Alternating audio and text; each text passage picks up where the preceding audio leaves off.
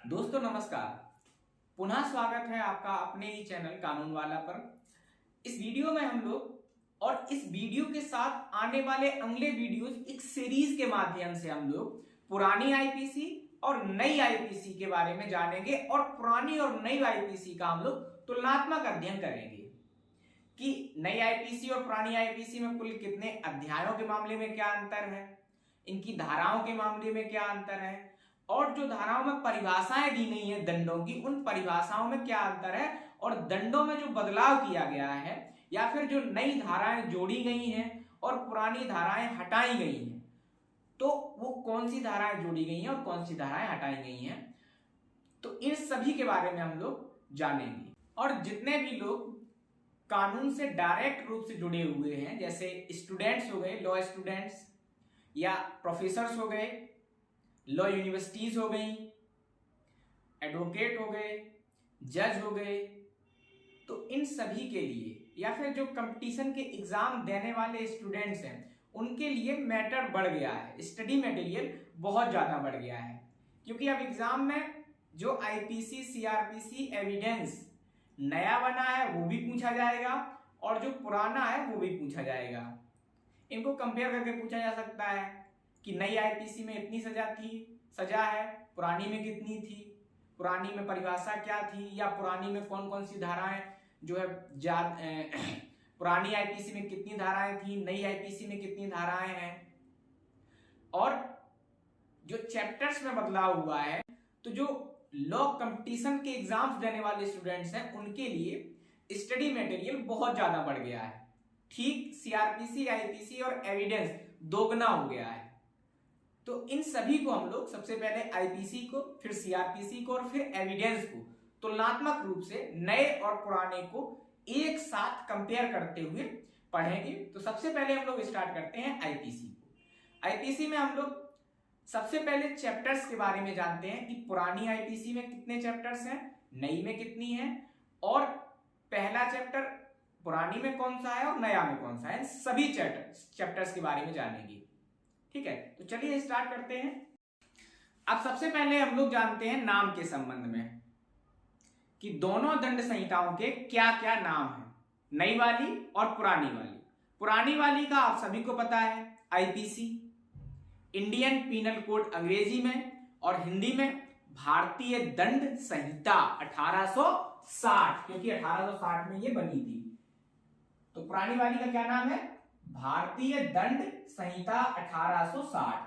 जो नई वाली है, नई आईपीसी, उसका नाम क्या है? भारतीय न्याय संहिता, जिसे अंग्रेजी में अब बीएनएस, भारतीय न्याय संहिता, अंग्रेजी में बीएनएस, और 2023, ये नई वाली आईपीसी का नाम है। अब हम लोग आते हैं अध्याय के संबंध में। तो पुरानी वाली आईपीसी में कुल कितने अध्याय हैं? 23, और नई वाली आईपीसी में कुल 19 अध्याय हैं। पुरानी आईपीसी में 23 अध्याय और नई आईपीसी में कुल 19 अध्याय। अब आते हैं हम लोग धाराओं के संबंध में। तो कुल धाराएं कितनी हैं नई आईपीसी में, कितनी है और पुरानी आईपीसी में? पुराने वाले में 511 और नई में 356। तो जो पुरानी आईपीसी है उसमें 511 धाराएं और नई आईपीसी है उसमें 356 धाराएं। तो इतनी धाराएं इन नई और पुरानी में है। अब हम लोग प्रत्येक अध्याय को जानेंगे कि पुरानी में पहला अध्याय कौन है और नई में पहला अध्याय, इसी तरह 2, 3, 4, इन सभी 23 अध्याय पुरानी के और 19 अध्याय नए के, इन अध्याय के बारे में हम लोग जानते हैं। तो सबसे पहले पहला अध्याय पुरानी आईपीसी का, और ये है हमारी नई आईपीसी बीएनएस 2023। पहला अध्याय जो है वो है पुरानी में प्रस्तावना और दूसरे में क्या है? प्रारंभिक। दूसरा अध्याय पुरानी आईपीसी में साधारण स्पष्टीकरण और नए में दंडों के विषय में। तीसरा अध्याय पुरानी में है दंडों के विषय में और नए में है साधारण अपवाद। अब यहां पे देखिए दोस्तों, जो नए में तीसरा है वो जो नए में दूसरा है वो पुराने में तीसरा है, तो ये बराबर है। ठीक है, नए में दूसरा और पुराने में तीसरा अध्याय दंडों के विषय में। ठीक है, इसके बाद चौथा साधारण अपवाद पुराने में, और पांचवे में नए में चौथा कौन सा है? दुष्प्रेरण, आपराधिक षड्यंत्र और प्रयास के विषय में। दुष्प्रेरण, आपराधिक षड्यंत्र के प्रयास के विषय में। ठीक है, अब यहां देख लो, पुराने वाले का चौथा अध्याय और नए वाले का तीसरा अध्याय ये बराबर है, साधारण अपवाद। ठीक है, इसके बाद पांचवा अध्याय देखते हैं। पुराने में पांचवा अध्याय कौन है? दुष्प्रेरण के विषय में, और 5 का अध्याय आपराधिक षड्यंत्र। तो ये वाले अध्याय नई वाली आईपीसी में कहा? चौथी में है। और इसमें पांचवा अध्याय कौन है नई में? स्त्री और बालक के अपराध के विषय में, बालकों के अपराध के विषय में। पांचवा अध्याय पुराने में कौन है? दुष्प्रेरण के विषय में, और 5 का अध्याय आपराधिक षड्यंत्र। वहीं पांचवा अध्याय नई वाली में स्त्री और बालकों के अपराधों के विषय में बताता है। ठीक है, इसके बाद छठवां अध्याय जो है वो पुरानी वाली में क्या है? राज्य के विरुद्ध अपराधों के विषय में बताता है। वहीं नए वाले में छठवां कौन सा है? मानव शरीर पर प्रभाव डालने वाले अपराधों के विषय में बताता है। छठवां अध्याय नई का और पुरानी का राज्य के विरुद्ध अपराधों के विषय में। ठीक है, इसके बाद सातवां अध्याय जो है वो पुरानी वाली आईपीसी में क्या बताता है? सेना, नौसेना और वायुसेना से संबंधित अपराधों के विषय में बताता है। पुरानी वाली आईपीसी का सातवां अध्याय। और नई वाली आईपीसी का सातवां अध्याय क्या बताता है? राज्य के विरुद्ध अपराधों के विषय में। ठीक है, इसके बाद आठवां अध्याय लोक प्रशांति के विरुद्ध अपराधों के विषय में बताता है। कौन सा? पुराना वाला। और नया वाला क्या बताता है? सेना, नौसेना और वायुसेना से संबंधित अपराधों के विषय में। पुरानी वाली आईपीसी का आठवां अध्याय क्या बताता है? लोक प्रशांति के विरुद्ध अपराधों के विषय में। और नई वाली आईपीसी का आठवां अध्याय क्या बताता है?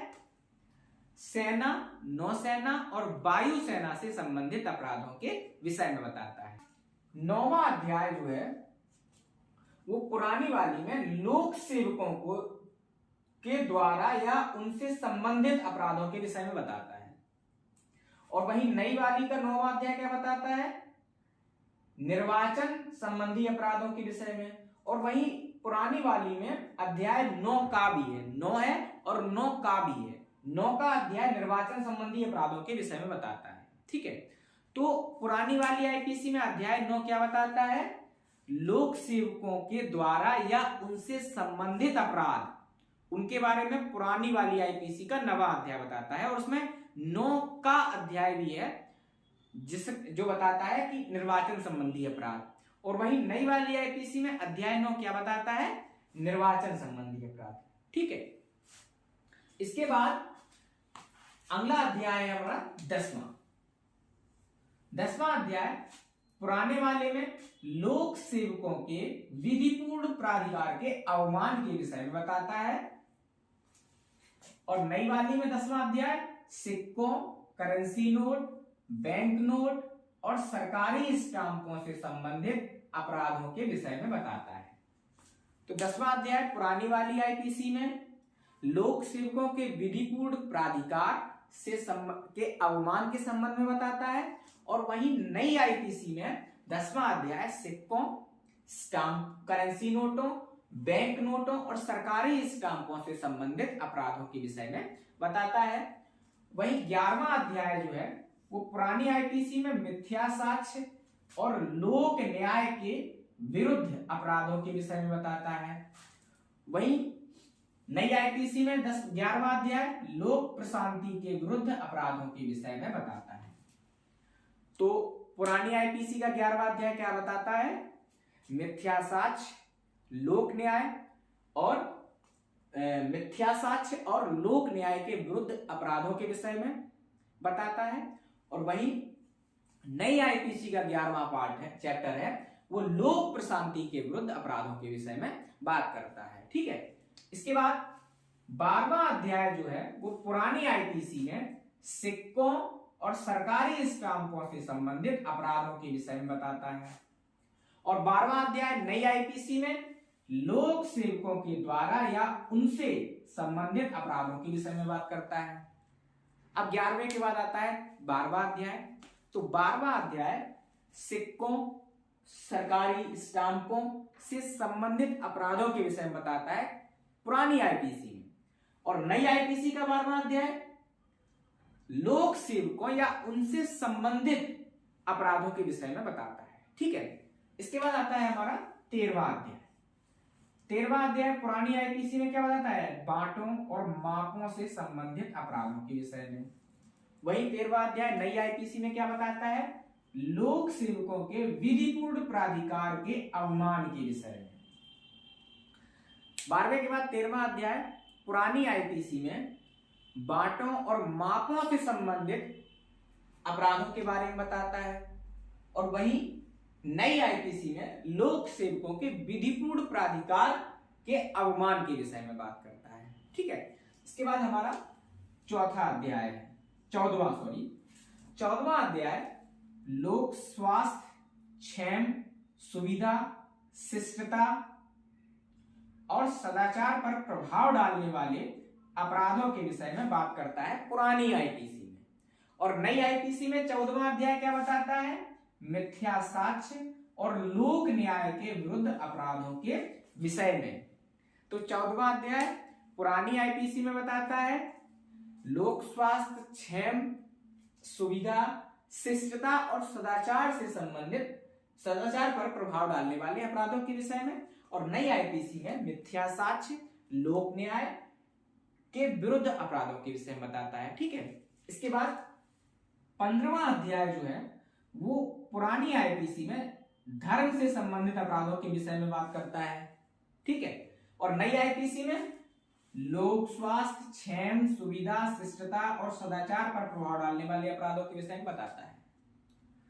तो 15वां अध्याय क्या बताता है? पुरानी आईपीसी में धर्म से संबंधित जो अपराध हैं वो 15वें अध्याय के अंतर्गत आते हैं। वहीं नई आईपीसी के अंतर्गत 15वें अध्याय के अंतर्गत कौन आते हैं? लोक स्वास्थ्य, क्षेम, सुविधा, शिष्टता और सदाचार पर प्रभाव डालने वाले अपराध रखे गए हैं। ठीक है, इसके बाद 16वें अध्याय में क्या रखा गया है?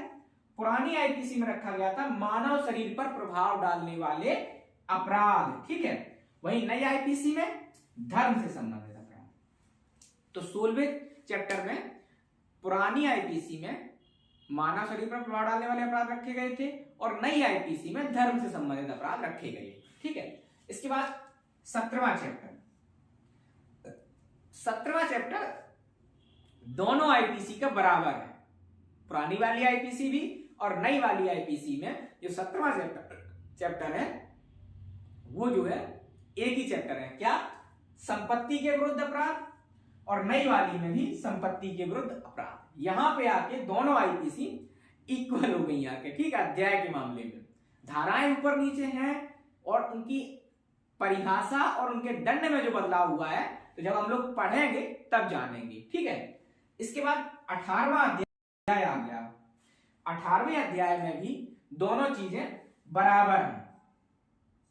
ठीक है, पुरानी वाली आईपीसी में भी दस्तावेजों और संपत्ति चिन्हों संबंधी अपराधों के विषय में बात की गई है और नई आईपीसी में भी दस्तावेजों और संपत्ति चिन्हों के अपराधों के विषय में बात की गई है। ठीक है, इसके बाद 19वां अध्याय सेवा संविदाओं के आपराधिक भंग के विषय में। ये पुरानी वाली आईपीसी कहती है क्या कि सेवा संविदाओं के भंग के अपराधों के विषय में बात करती है। और नई आईपीसी आपराधिक अभित्रास, अपमान और क्षोभ के विषय में बात करती है। नई आईपीसी क्या करती है?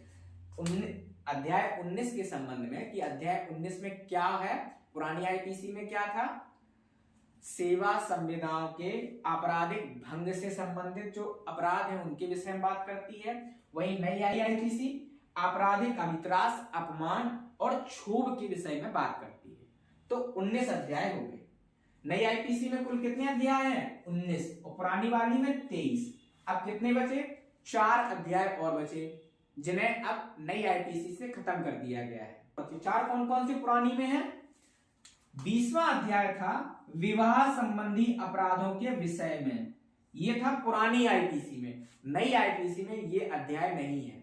इसकी जो धाराएं है वो नहीं खत्म की गई। आप सोच रहे हो वो धाराएं नहीं खत्म हो गई, नहीं, वो धाराएं जो महिलाओं के विरुद्ध अपराध हैं उनमें शामिल कर दी गई और अन्य जगह शामिल कर दी गई। ठीक है। 20 का अध्याय 20 का था पति या पति के नातेदारों द्वारा की गई क्रूरता के विषय में। जो पति और पति के नातेदारों द्वारा जो महिलाओं के ऊपर क्रूरता की जाती है, जो पत्नियों के ऊपर क्रूरता की जाती है, उनसे संबंधित जो अपराध थे, जैसे 498 ए जो धारा थी वो इंपॉर्टेंट थी इसमें। तो वो भी अध्याय 20 का के अंतर्गत आती थी, वो भी जो है कहीं और किसी अध्याय में शामिल कर दी गई होगी, तो ये अध्याय से खत्म कर दिया गया। ठीक है। इसके बाद अध्याय 21 मानहानि के विषय में। अध्याय 21 मानहानि का एक अलग ही अध्याय था 21वां, उसे भी अब खत्म करके मानहानि को इन्हीं किसी अध्याय के अंतर्गत रखा गया है। किसमें रखा गया है जब हम लोग पढ़ेंगे तब जानेंगे। इसके बाद 22वां अध्याय था पुरानी आईपीसी में आपराधिक अभित्रास, अपमान और क्षोभ के विषय में, जो कि अब नई आईपीसी में 19वां अध्याय हो गया है। ठीक है।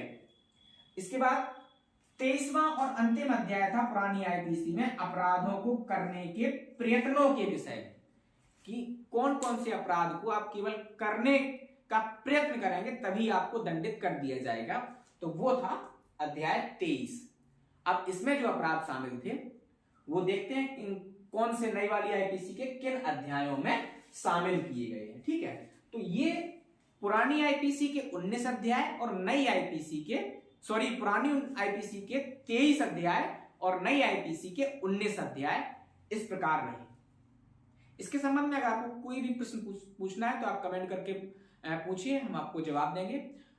और अब हम लोग अगले वीडियो में इन एक एक अध्याय में जो जितने सेक्शंस हैं उन सेक्शंस को कंपेयर करते हुए आगे बढ़ेंगे कि पुरानी आईपीसी में किस धारा में क्या दिया गया है, उसकी किसी दंड की जो दंड दिया है उसकी क्या परिभाषा है और उसके लिए कितना दंड निर्धारित किया गया है, और नई आईपीसी में उस परिभाषा और दंड के संबंध में अगर कोई बदलाव किया गया है तो उस बदलाव को पढ़ेंगे, और बदलाव नहीं किया गया है तो एज इट इज दोनों को एक साथ ही पढ़ लेंगे। ठीक है। तो मिलते हैं अगले वीडियो में, तब तक के लिए अपना ख्याल रखें। धन्यवाद। जय हिंद।